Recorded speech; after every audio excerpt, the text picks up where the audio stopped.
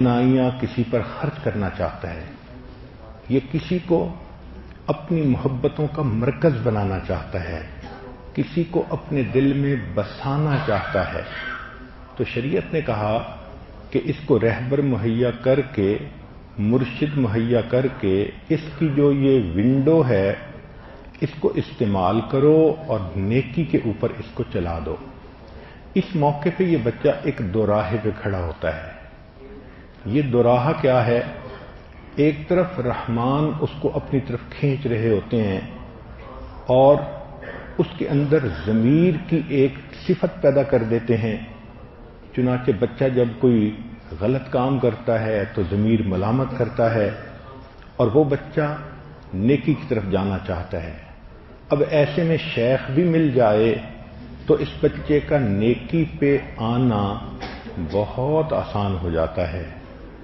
دوسرے راستے کے اوپر شیطان کھڑا ہوتا ہے، وہ اس کو خود بھی برائی کی طرف بلاتا ہے اور جو شیطان کے ایجنٹ ہیں ان کو بھی پیچھے لگا دیتا ہے۔ تو کہیں اس کو لڑکی نظر آ گئی، کہیں عورت نظر آ گئی، کہیں فوٹو نظر آ گئے، کہیں ویڈیو گندی نظر آ گئیں، تو یہ چیزیں اس کو گناہ کی طرف لے جاتی ہیں۔ اس دوراہے پر اس بچے کو ماں باپ کی تعاون کی ضرورت ہوتی ہے۔ جو نیک ماں باپ ہوتے ہیں وہ نیکی پر بچے کے معاون بنتے ہیں اور اس کو نیکی کی لائن پہ ڈال دیتے ہیں۔ چنانچہ جن کے ماں باپ عقل مندی کریں وہ بچے حافظ بنتے ہیں، عالم بنتے ہیں، مفتی بنتے ہیں، شیخ بنتے ہیں۔ زندگی میں دین کا کام کرنے والے وہی ہوتے ہیں، اللہ کے دین کا غم کھانے والے وہی ہوتے ہیں۔ ماں باپ اگر اس بچے کو تبلیغی جماعت میں بھیج دیں سروزہ کے لیے، چلہ کے لیے، تو یہ بچہ دین پر اپنا سب کچھ قربان کرنے والا بن جاتا ہے۔ یہ راستے کا تعین اس عمر میں ہوتا ہے۔ اگر اس عمر میں بچے کو ماں باپ نیکی پر جانے سے روکیں، چونکہ ہم نے دیکھا کہ بچہ نمازی بن گیا، سر پہ ٹوپی رکھنی شروع کر دی، ٹی وی نہیں دیکھتا، تو باپ اپنے پاس بٹھا کر اس کو ٹی وی دکھاتا ہے، کہتا ہے کچھ نہیں ہوتا۔ بہن کہتی ہے تم ابو کو ناراض کیوں کر رہے ہو؟ ماں کہتی ہے تم جلدی سے داڑھی منڈاؤ، اصلی شکل میں آؤ۔ اب یہ جو ماں باپ کا فسق و فجور ہے یہ اس بچے کا رخ نیکی کی بجائے فسق و فجور پہ موڑ دیتا ہے، شیطان کے راستے پہ موڑ دیتا ہے۔ چنانچہ یہ بچہ جب برائی کا راستہ اختیار کر لیتا ہے، نیکی کے راستے سے پیچھے ہٹ جاتا ہے، تو اس کو ماں باپ نے اپنی نادانی کی وجہ سے ایک ایسے راستے پر ڈال دیا جس کی منزل اللہ کی نافرمانی ہے۔ گلا تو گھونٹ دیا تیرے اقربا نے تیرا، کہاں سے آئے صدا لا الہ الا اللہ۔ چنانچہ یہ بچہ پوری زندگی جو بدکاریاں کرے گا اس کی بنیاد اس کے ماں باپ ہوں گے جنہوں نے اس کو نیک نہ بننے دیا بلکہ اس کو برائی کی طرف لگا دیا۔ اور یہی قرآن مجید میں ہے کہ قیامت کے دن نافرمان اولاد اللہ کے ہاں مقدمہ درج کرے گی، اے پروردگار عالم انا سمعنا سادتنا وکبراءنا فاضلونا السبیل، ہم نے اپنے بڑوں کی باتیں مانی تھیں۔ یہ کہتے تھے کہ زیادہ مولوی بننے کی ضرورت نہیں، آؤ میرے ساتھ بیٹھ کے ٹی وی دیکھو، خبریں سنو۔ ماں کہتی تھی داڑھی منڈا کے اصلی شکل میں آؤ، میں نے تو انہی کی بات مانی تھی، اللہ انہوں نے مجھے گمراہ کیا۔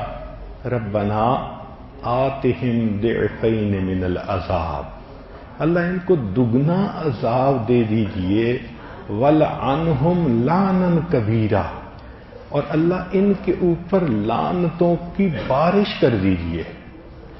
مفسرین نے لکھا ہے کہ سادتنا و کبراءنا کے زمرے میں ماں باپ بھی داخل ہیں۔ تو ماں باپ اس نازک موڑ پر ایک ایسی غلطی کر دیتے ہیں جس کو irreparable loss کہتے ہیں.